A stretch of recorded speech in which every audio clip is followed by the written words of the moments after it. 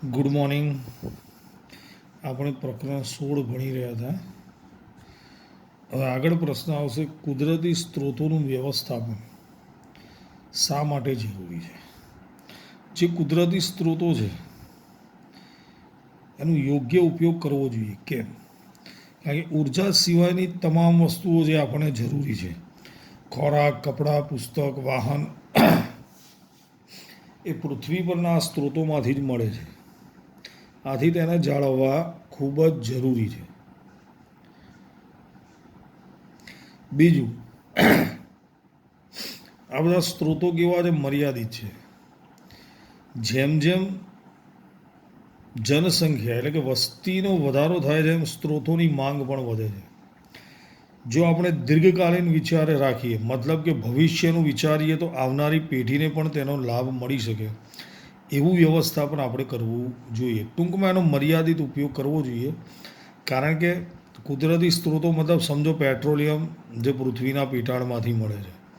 હવે પૃથ્વીના પેટાળમાં મર્યાદિત છે, એને બનતા લાખો વર્ષ થાય છે. સમજ પડી? એટલે એનો એ રીતે ઉપયોગ કરવો જોઈએ જેથી ભવિષ્યમાં આવનારી પેઢી પણ તેનો લાભ લઈ શકે. પછી કુદરતી સ્ત્રોતોનું વિતરણ બધા વર્ગોમાં સમાન રીતે થવું જોઈએ જેથી તમામ લોકોને તેનો લાભ લઈ શકે. બધાને સરખી રીતે મળવું જોઈએ. આ સ્ત્રોતોનું ઉપયોગ કરતી વખતે પર્યાવરણને નુકસાન ન થાય તેનું ખાસ ધ્યાન રાખવું જોઈએ. જેમ કે ખનનથી, ખનન એટલે ધાતુનું જ્યારે આપણે વિશુદ્ધિકરણ કરીએ, પૃથ્વીના પેટાળમાંથી કાચી ધાતુ બહાર કાઢીએ છીએ, ત્યારે એ કાચી ધાતુ બહાર કાઢીએ ત્યારબાદ એનું શુદ્ધિકરણ કરીએ છીએ. એવું આપણે આગળ ભણી ગયા છે, ભૂંજન, કેલ્સિનેશન વગેરે. એ દરમિયાન જે કચરો નીકળે છે એને ખનન કહે છે, જેનાથી પ્રદૂષણ ખૂબ જ ફેલાય છે. ચલો, 2 માર્ક્સનો પ્રશ્ન થઈ શકે. ઉર્જા સિવાયની બધી વસ્તુઓ પૃથ્વીમાંથી મળે છે, મર્યાદિત છે, વસ્તી વધે, માંગ વધે છે, ભવિષ્યનો વિચાર કરવો જોઈએ, બધાને સરખી રીતે મળવું જોઈએ, સૌથી છેલ્લે પર્યાવરણને નુકસાન ન થાય તેનું ધ્યાન રાખવું જોઈએ. બરાબર?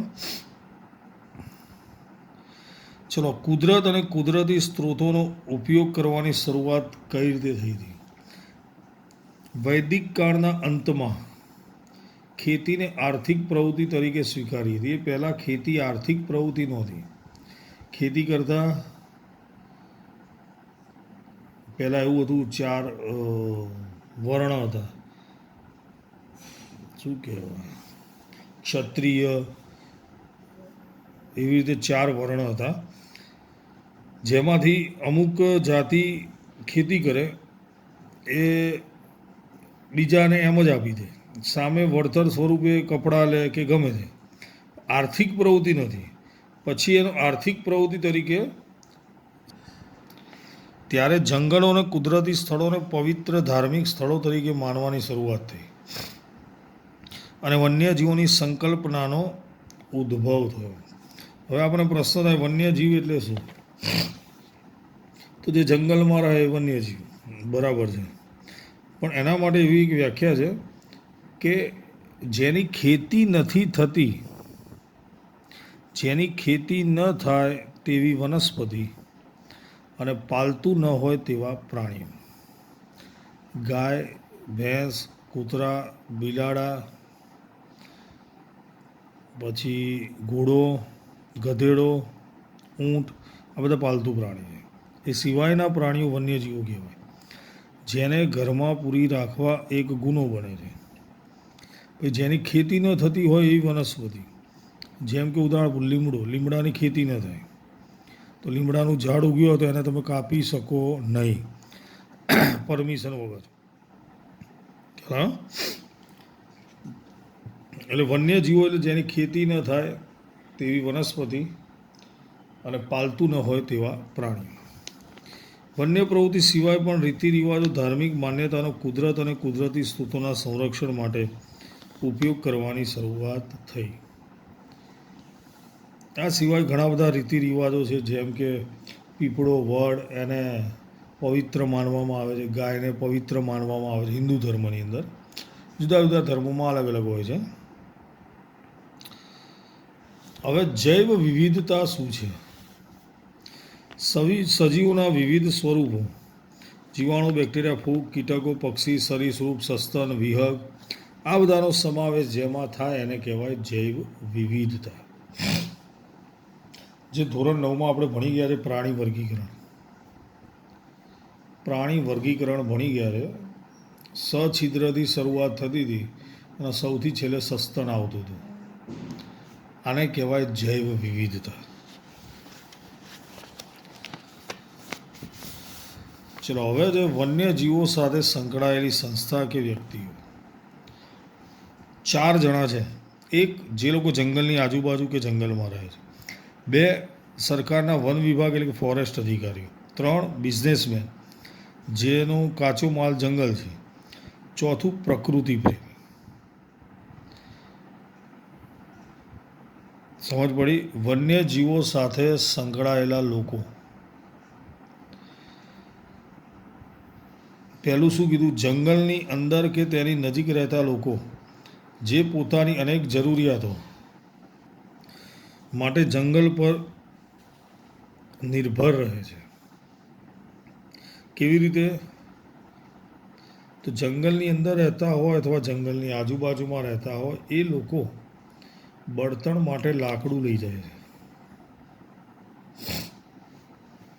પછી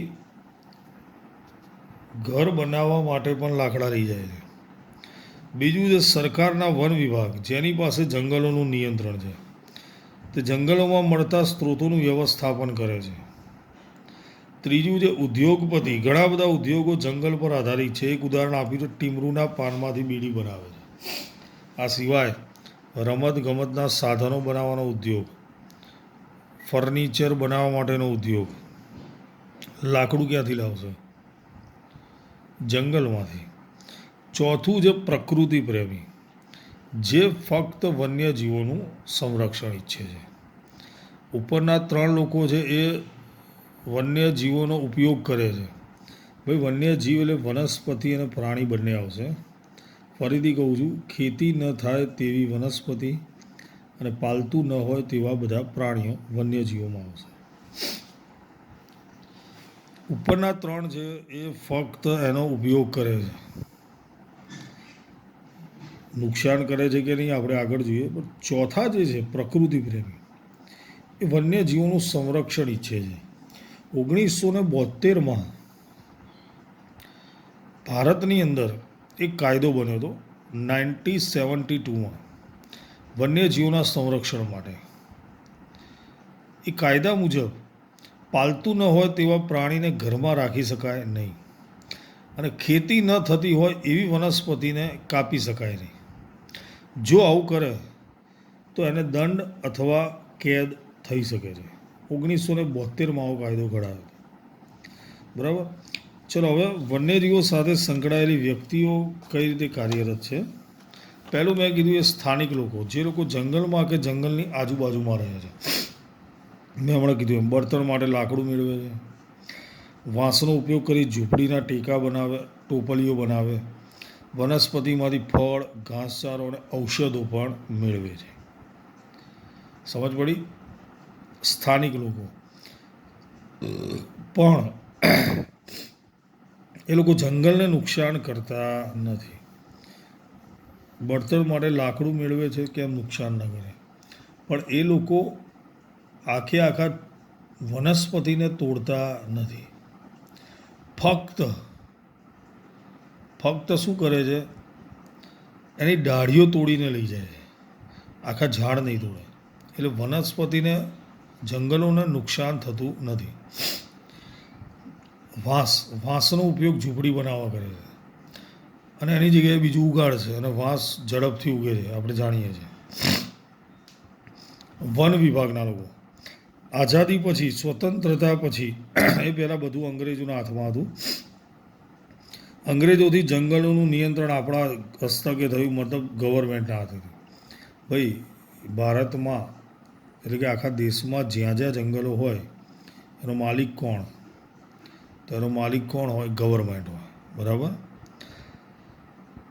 હવે એ લોકોએ શું કર્યું?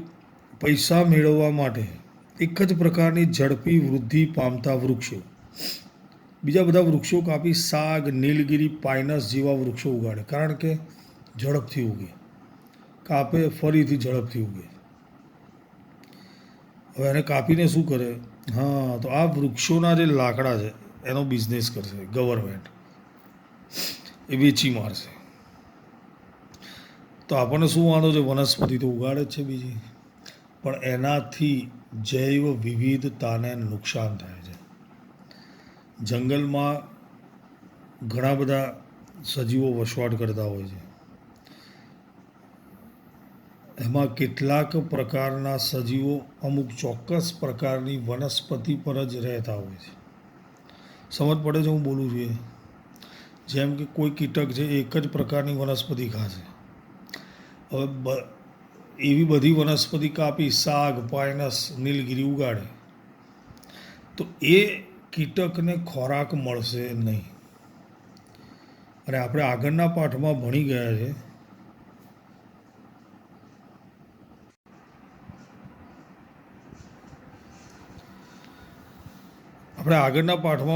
છે આહાર શૃંખલા વિશે. નાનામાં નાનો સજીવ પણ આહાર શૃંખલાનો અગત્યનો ઘટક હોય છે. એટલે એનાથી જો આપણે કીધું એમ, શું કીધું? જૈવ વિવિધતાને નુકસાન થાય. સમજો કે લીલી વનસ્પતિ અને કીટક ખાય, કીટકને દેડકો ખાય, દેડકાને સાપ ખાય, સાપને બાજ ખાય. હવે એમાંથી કીટક જ જતું રહેશે તો દેડકાને ખોરાક નહીં મળે, એટલે આખી આહાર શૃંખલા તૂટી જશે. સમજ પડી? આહાર શૃંખલા તૂટી જાય એટલે જૈવ વિવિધતાને નુકસાન થયું, પર્યાવરણને પણ નુકસાન થશે. એટલે વન વિભાગ શું કરે છે? તો કે સ્વતંત્રતા પછી અંગ્રેજોથી જંગલોનું નિયંત્રણ આપણા હસ્તકે થયું. એક જ પ્રકારના વૃદ્ધિ પામતા વૃક્ષો ઉગાડ્યા, સાગ, નીલગિરી, પાઇનસ, જેનાથી એ વિસ્તારની બધી વનસ્પતિ દૂર થઈ ગઈ, જેથી જૈવ વિવિધતાને નુકસાન થયું. ચલો, આ વન વિભાગના અધિકારીઓ તો શું કરે છે? બીજી વનસ્પતિ ઉગાડે છે, પણ ઉદ્યોગપતિઓ શું કરે છે? ગવર્મેન્ટ પાસેથી અમુક વિસ્તાર ખરીદી લે છે. એટલામાં જંગલોનો સફાયો કરે છે. પછી ત્યાંથી લાકડું મળતું બંધ થઈ જાય એટલે બીજી જગ્યાએ જાય છે. ઉદ્યોગપતિઓ એટલે કયા ઉદ્યોગો? જે હમણાં કીધું, બીડી ઉદ્યોગ, પછી રમત ગમતના સાધનો બનાવવાનો ઉદ્યોગ, ફર્નિચર બનાવવાનો ઉદ્યોગ, બધા માટે લાકડું જોઈશે. એ લોકોને અહીંયા લખ્યું છે જાળવણી કે વિકાસમાં કોઈ રસ હોતો નથી. વન વિભાગના અધિકારીઓ તો એની જગ્યાએ આ સાગ, નીલગિરી, પાઇનસ ઉગાડે છે. આ લોકો તો જંગલને ખાલી કરી બીજી જગ્યાએ, એટલે નુકસાન કરે છે. અને ચોથા મેં કીધું, વન્ય જીવ પ્રેમીઓ હંમેશા જંગલનું રક્ષણ ઈચ્છે છે. એ લોકોનો એક જ ધ્યેય હોય છે કે વન્ય જીવોને નુકસાન થવું જોઈએ નહીં, બસ, કોઈ પણ ભોગે. સંરક્ષણ માટેની શરૂઆત એમણે મોટા પ્રાણીઓથી કરી. વાઘ, ચિત્તા, હાથીથી થઈ હતી, કારણ કે પહેલાં એની સંખ્યા વધારે હતી. પછી ધીમે ધીમે એની સંખ્યા ઓછી થતી ગઈ, ત્યારે ભાન થયું કે જો આવી રીતે થશે તો એક પણ પ્રાણી બચશે જ નહીં. એટલે પછી એ લોકોના સંરક્ષણ માટે વન્યજીવ પ્રેમીઓ કાર્ય કરતા હોય છે. ચલો, વંશ પરંપરાગત જંગલોનું સંરક્ષણ કરતા સ્થાનિક લોકોનું ઉદાહરણ, અથવા બિશ્નોઈ સમુદાય. બિશ્નોઈ નામ સાંભળ્યું હશે કદાચ, જાતિ છે રાજસ્થાનની. આ સમુદાયના લોકો પોતાના જીવનના ભોગે વનસ્પતિ અને પ્રાણીઓનું રક્ષણ કરે છે. મરી જશે પોતે, પણ વનસ્પતિ અને પ્રાણીઓ જે જંગલમાં રહે છે એને નુકસાન નહીં થવા દે. એ લોકોના માનવા મુજબ સજીવોને, દરેક સજીવને જીવવાનો અને કુદરતી સંપત્તિ ઉપયોગ કરવાનો અધિકાર છે. આજે જાતિ છે બિશ્નોઈ રાજસ્થાનની, એ લોકો માટે એક ધાર્મિક માન્યતા છે. ધાર્મિક માન્યતા મતલબ એ લોકો વનસ્પતિ અને પ્રાણીઓને, જંગલમાં ઉગતી વનસ્પતિ અને પ્રાણીઓને ખૂબ જ માન આપે છે. જેમ આપણે ફક્ત ગાયને માન આપીએ છીએ, એ બધા જ પ્રાણીઓને માન આપે. બધી જ આપણે તુલસીની પૂજા કરીએ છીએ, એ લોકો બધી જ વનસ્પતિની પૂજા કરે છે. 1731માં રાજસ્થાનમાં જોધપુર નજીક ખેજરાલી ગામમાં ખેજરી વૃક્ષોના રક્ષણ માટે 1731માં રાજસ્થાનમાં જોધપુર નજીક ખેજરાલી ગામમાં ખેજરી વૃક્ષોના રક્ષણ માટે 363 વ્યક્તિઓએ પોતાના જીવનનું બલિદાન આપ્યું હતું. 363 જણા મરી ગયા હતા. એમાં મુખ્ય હતા અમૃતા દેવી બિશ્નોઈ, જેમણે આની શરૂઆત કરી હતી. એટલા માટે ભારત સરકારે પછી જે લોકો આ રીતે વન્યજીવોનું સંરક્ષણ કરે એને દર વર્ષે એવોર્ડ આપે છે. એ એવોર્ડનું નામ આપ્યું છે અમૃતા દેવી બિશ્નોઈ નેશનલ એવોર્ડ. ખ્યાલ આવ્યો? સમજ પડી? બિશ્નોઈ આ સમુદાયના લોકો જીવનના ભોગે પણ વનસ્પતિઓ અને પ્રાણીઓનું રક્ષણ કરે છે. એમનું એવું માનવું છે દરેક સજીવ કુદરતી સંપત્તિનો ઉપયોગ કરવાનો અધિકાર છે. 1731માં રાજસ્થાનમાં જોધપુર નજીક ખેજરાલી ગામમાં ખેજરી વૃક્ષોના રક્ષણ માટે 363 જણાએ જીવનનું બલિદાન આપ્યું હતું. એમાં મુખ્ય હતા અમૃતા દેવી બિશ્નોઈ.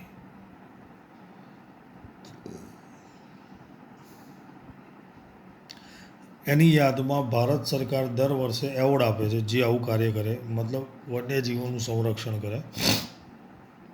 એવોર્ડનું નામ શું છે? અમૃતા દેવી બિશ્નોઈ નેશનલ એવોર્ડ. હવે દરેક વખતે સ્થાનિક લોકો નુકસાન કરતા હોય. હિમાલયનો ચોક્કસ ભાગ જે ઘેટાનો ચારો હતો, ભરવાડો ગ્રીષ્મ ઋતુમાં ઘેટાને ચરાવવા લઈ જતા હતા. હવે એ વિસ્તારને રાષ્ટ્રીય ઉદ્યાન જાહેર કર્યો જેથી આ પ્રવૃત્તિ બંધ થઈ ગઈ અને ઘાસ લાંબા થઈ ગયા. લંબાઈની કારણે જમીન પર પડવાથી તેની વૃદ્ધિ અટકી ગઈ. પહેલાં શું હતું? ઉદાહરણ આપ્યું છે કે સ્થાનિક લોકો જવાબદાર હોતા નથી. દર વખતે હિમાલયનો એક ભાગ હતો જ્યાં ઘેટા ચરાવતા હતા. ભરવાડો ચરાવવા લઈ જાય એટલે શું, નાનું નાનું ઘાસ ખાઈ જાય એટલે ફરી બીજું ઉગે. હવે ચરાવવા ના લઈએ તો ઘાસ મોટું થતું ગયું, પછી અમુક ઊંચાઈ સુધી વધે પછી એ પડી જાય એટલે એની વૃદ્ધિ આગળ થતી બંધ થઈ ગઈ. આવું કેમ થયું? તો કે એ વિસ્તારને રાષ્ટ્રીય ઉદ્યાન જાહેર કર્યો. રાષ્ટ્રીય ઉદ્યાન સમજ પડે છે? નેશનલ પાર્ક કહીએ આપણે એને. અભયારણ્ય હોય, સેન્ચ્યુરી કહેવાય એને, અને બીજું નેશનલ પાર્ક. ગુજરાતમાં અભયારણ્ય છે ગીર, નેશનલ પાર્ક પણ છે 4 અને 21 અભયારણ્ય છે ગુજરાતની અંદર. આપણે એક કદાચ ગીર સાંભળ્યું હોય. કચ્છના નાના રણમાં પણ છે, સુરખાબ કહીએ છીએ એને, અથવા જંગલી ગધેડા. અને ગીર એ સિંહોનું અભયારણ્ય છે. હવે નેશનલ પાર્ક, રાષ્ટ્રીય ઉદ્યાનની અંદર શું હોય? કોઈ વ્યક્તિ અંદર પ્રવેશ કરી શકશે નહીં પરમિશન વગર. તો હવે આ ભરવાડ તો જઈ શકશે નહીં, તો ઘાસ મોટું થવાનું. સમજ પડી? રાષ્ટ્રીય ઉદ્યાન આને કહીએ છીએ. ઉદાહરણ છે ફક્ત. હવે જંગલોને કઈ કઈ રીતે નુકસાન થાય છે? રસ્તા તેમજ બંધો બાંધવાથી સુરક્ષિત વિસ્તારોમાં પર્યટકો દ્વારા, મેં હમણાં કીધું એમ, નેશનલ પાર્ક બનાવી દેવામાં આવશે, પછી લોકો ત્યાં ફરવા જશે. નીચે ઉતરવાની પરમિશન હોતી નથી, પણ જાય ફરવા એટલે નાસ્તો કરે, એનો કચરો ગમે ત્યાં ફેંકે, આ રીતે નુકસાન થાય.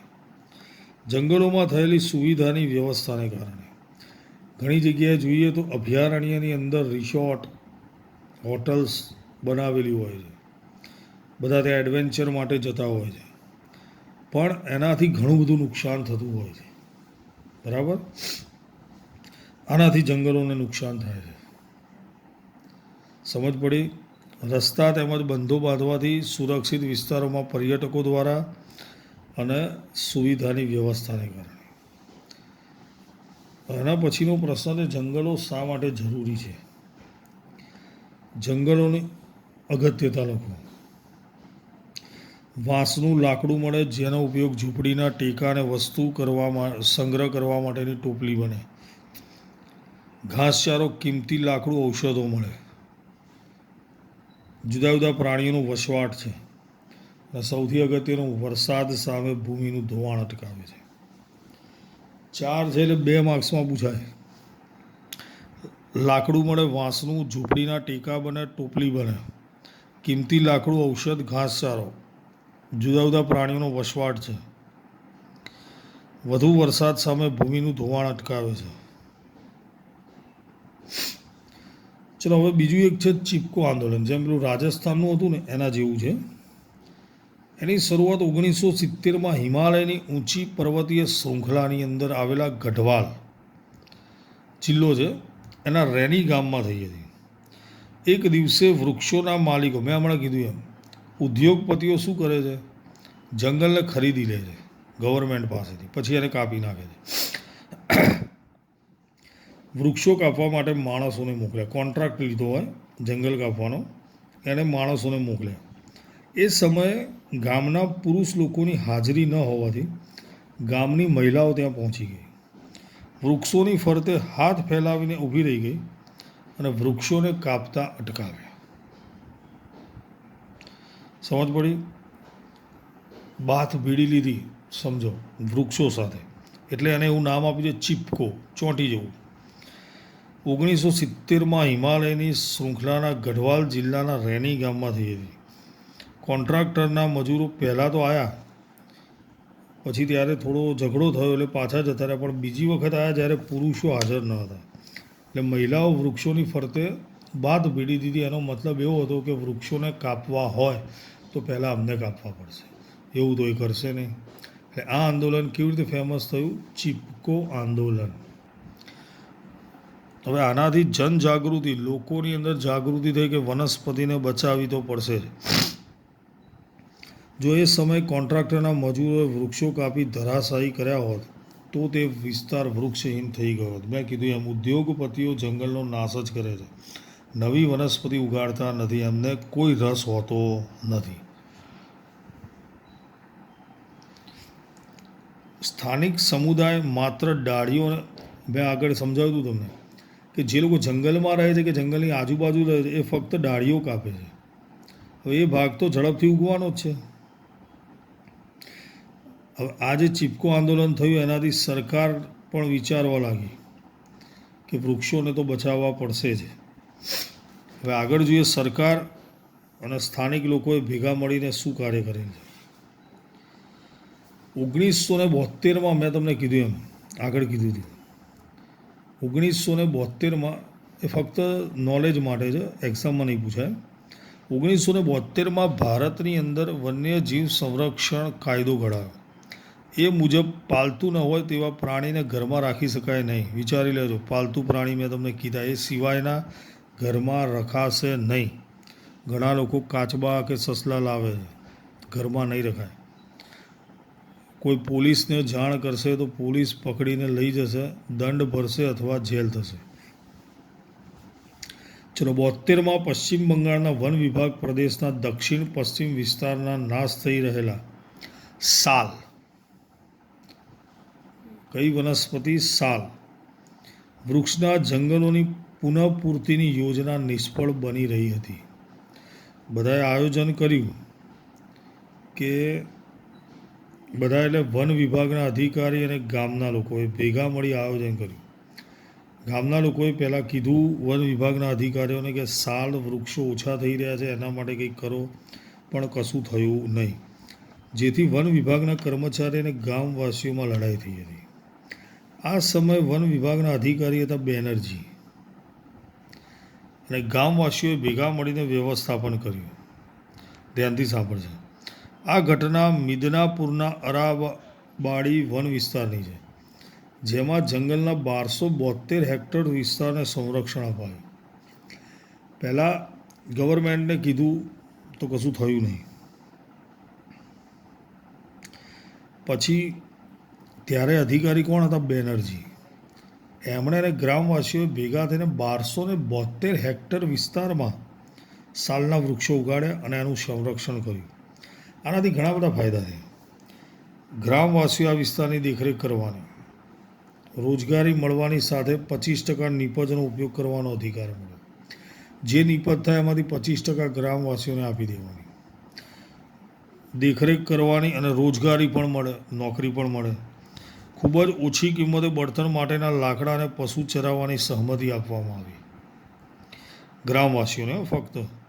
આ સ્થાનિક લોકોની ભાગીદારીથી 1983 સુધીમાં શરૂઆત થઈ હતી 72માં અને 83 એટલે કે લગભગ 11 વર્ષ સુધીમાં અરાબાડીના સાલના જંગલો સમૃદ્ધ થઈ ગયા અને જે નકામા જંગલ હતા એની વેલ્યુ વધીને 12.5 કરોડ નક્કી થઈ. ખ્યાલ આવ્યો? 2 માર્ક્સનો પ્રશ્ન છે. 72માં પશ્ચિમ બંગાળના વન વિભાગના પ્રદેશમાં દક્ષિણ પશ્ચિમ વિસ્તારમાં નાશ થઈ રહેલા સાલ વૃક્ષના જંગલોની પુનઃપૂર્તિની યોજના નિષ્ફળ બની એટલે કર્મચારી અને ગ્રામવાસીઓ વચ્ચે ઝઘડો થયો. ત્યારે પછી વન વિભાગના અધિકારી હતા બેનર્જી અને ગ્રામવાસીઓએ ભેગા મળી કેટલા હેક્ટરમાં 1272 હેક્ટર વિસ્તારને સંરક્ષણ આપ્યું. ગ્રામવાસીઓની દેખરેખ કરવાની એટલે રોજગારી મળી પ્લસ 25% નીપજ લઈ લેવાની. આ સિવાય પણ બળતણ માટેનું લાકડું એમને સસ્તા ભાવે મળે. પશુ ચરાવવા માટેની સહમતિ પણ આપી. નાનું નાનું ઘાસ ઉગી હોય એટલે 11 વર્ષ 1983 સુધીમાં એ જંગલોની કિંમત 12.5 કરોડ જેટલી થઈ ગઈ. અત્યારે હાલ તો ક્યાંય હોય? સમજ પડી? હવે એના પછીનો મુદ્દો છે પાણી. પાણીનો મુખ્ય સ્ત્રોત કયો? પાણીની અનિયમિતતાને કારણે શું થાય? પ્રાચીન સમયમાં સિંચાઈ કેવી રીતે થતું હતું? પણ એ એક્ઝામની અંદર પૂછાવાનું નથી. બરાબર? બહુ ટૂંકમાં તમને કહી દઉં, ક્વેશ્ચન નંબર 20થી હવે જે પ્રશ્નો આવશે એક્ઝામમાં પૂછાવાના નથી. પાણીનો મુખ્ય સ્ત્રોત આપણે જાણીએ છીએ વરસાદ. વરસાદ ના આવે તો શું થાય એ પણ જાણીએ છીએ. જંગલો ઓછા થઈ જાય, પાણીનું પ્રમાણ ઘટે પૃથ્વીના પેટાળમાં, પાક માટે પાણી ન મળે, પછી સિંચાઈની જુદી જુદી પદ્ધતિઓ, પછી બંધ બાંધવાના ફાયદા ગેરફાયદા, મોટા બંધ, આ બધું જ એક્ઝામની અંદર પૂછાવાનું નથી. બરાબર? ક્વેશ્ચન નંબર 20થી લઈને એક પણ પ્રશ્ન એક્ઝામમાં પૂછાવાનો નથી. એટલે આપણે એને તૈયારી કરવાની નથી. ફક્ત સમજાવી દીધું મેં તમને કે પાણી વિશે આવે છે, બંધ વિશે આવે છે, બંધો બાંધવાથી શું ફાયદા થાય, શું ગેરફાયદા થાય છે. ખ્યાલ આવી ગયો?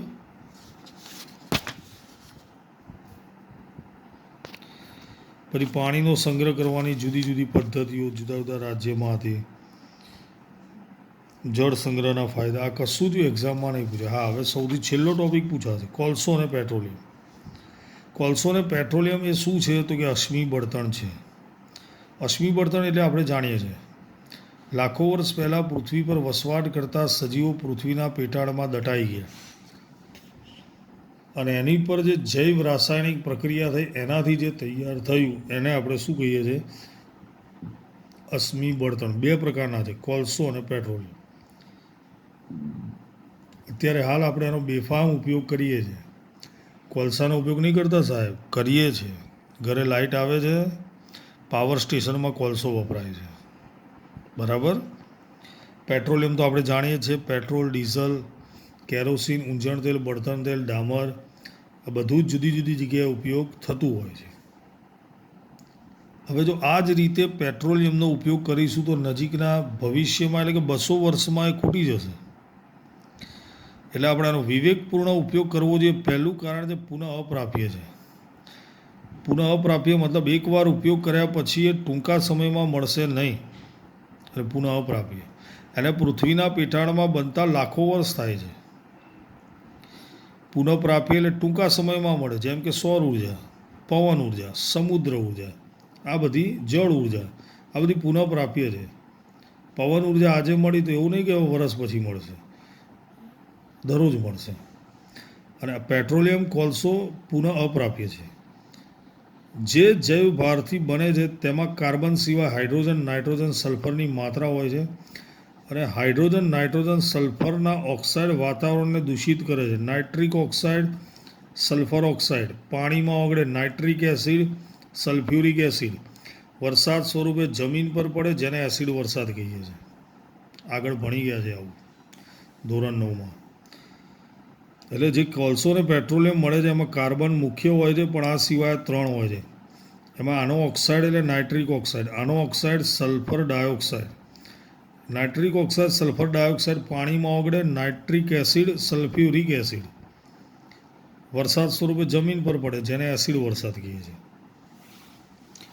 વાતાવરણમાં CO2નું પ્રમાણ, આ બધાનું દહન કરીએ, કાર્બનનું દહન થાય, ઓક્સિજન દહન થાય એટલે ઓક્સિજન સાથે પ્રક્રિયા થાય, CO2 બને. વૈશ્વિક તાપમાન વધારવાની સંભાવના છે, ગ્લોબલ વોર્મિંગ જેને કહીએ છીએ, અને એને બનતા લાખો વર્ષ લાગે છે. અશ્મિ બળતણને કારણે ઉત્પન્ન થતા ઝેરી વાયુઓ નાઇટ્રોજન, સલ્ફર ઓક્સાઇડ અને કાર્બન મોનોક્સાઇડ. હવે આનો ઉપયોગ ઘટાડવા માટે શું કરવું પડશે?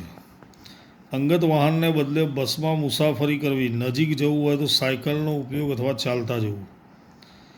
ઘરમાં બલ્બ તેમજ ફ્લોરોસન ટ્યુબનો જ ઉપયોગ કરવો. જરૂર ન હોય તે લાઇટ, પંખાની સ્વિચો બંધ રાખવી. લિફ્ટની જગ્યાએ સીડીનો ઉપયોગ કરવો, 1-2 માળ હોય તો. શિયાળામાં ગરમી મેળવવા હીટર કે સગડી ન વાપરવી, સ્વેટર પહેરવું. 2 માર્ક્સનો પ્રશ્ન છે. અંગત વાહનને બદલે બસમાં મુસાફરી કરવી. નજીક જવું હોય તો સાયકલ અથવા ચાલતા જવું. ઘરમાં બલ્બ જે વાપરીએ છીએ પીળા કલરનો, એની જગ્યાએ ફ્લોરોસન ટ્યુબનો ઉપયોગ કરવો.